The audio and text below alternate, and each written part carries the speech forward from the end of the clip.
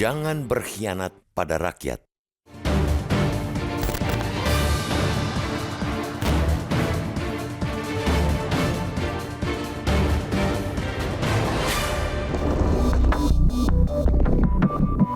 Pemilihan umum kepala daerah atau pilkada serentak tahun 2024 diharapkan menjadi momentum penting untuk memilih pemimpin yang benar-benar mengayomi rakyat. Pemimpin yang diharapkan mampu menjawab persoalan masyarakat di tingkat daerah, pemimpin yang mampu menghadirkan solusi atas beragam masalah rakyat di tingkat akar rumput. Karena itu, seluruh tahapan pilkada sudah semestinya diawali niat baik, cara yang baik, dan kerja-kerja yang baik sesuai kehendak rakyat. Kini proses pendaftaran pasangan calon telah berakhir. Nama-nama pasangan calon, baik yang tenar maupun samar-samar terdengar, sudah didaftarkan untuk ikut serta dalam kompetisi demokrasi di daerah itu. Beragam dinamika politik turut mewarnai proses kandidasi dalam penentuan calon kepala daerah. Itulah mengapa perhelatan Pilkada 2024 menjadi momentum berharga bagi perjalanan demokrasi bangsa ini. Tidak hanya karena keserentakannya yang berlangsung di 37 provinsi dan 508 kabupaten kota se-Indonesia, tetapi juga momentum kembalinya kemenangan suara rakyat atas upaya pembajakan demokrasi oleh para elit. Dengan aksi masif mahasiswa dan para aktivis, upaya revisi Undang-Undang Nomor 10 Tahun 2016 tentang Pilkada oleh DPR untuk mengakali putusan Mahkamah Konstitusi tentang batas usia dan ambang batas akhirnya tamat.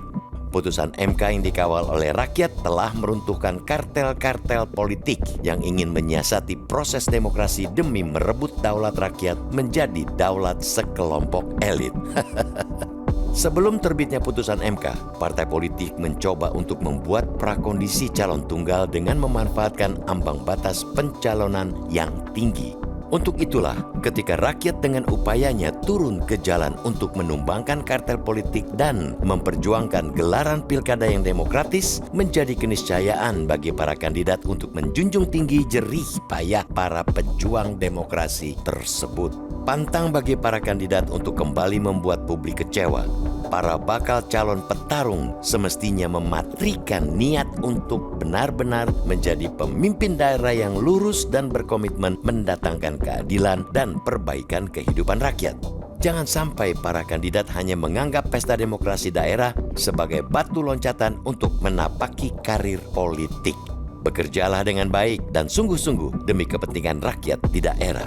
Jika kerja Anda bagus, menepati janji-janji, menolak berkhianat kepada rakyat, tentu kesempatan naik kelas ke tingkat nasional akan terbuka lebar.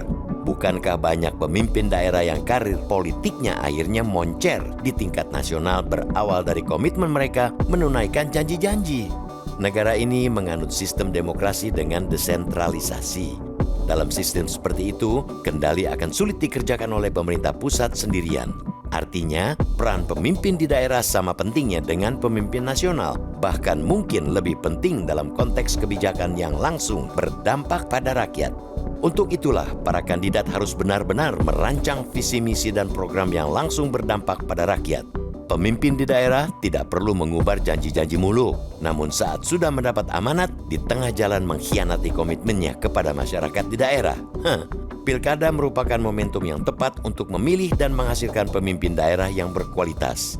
Karena itu, momentum yang bagus ini hendaknya dikawal oleh semua elemen bangsa ini agar proses demokrasi berjalan jujur dan adil.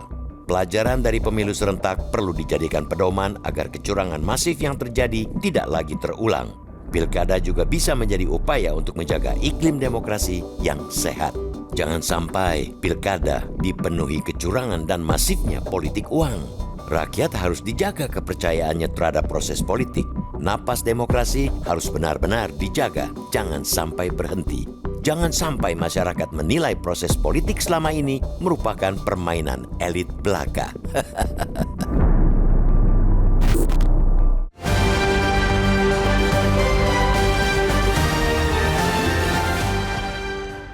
Jelajahi cara baru mendapatkan informasi. Download Metro TV Extend sekarang.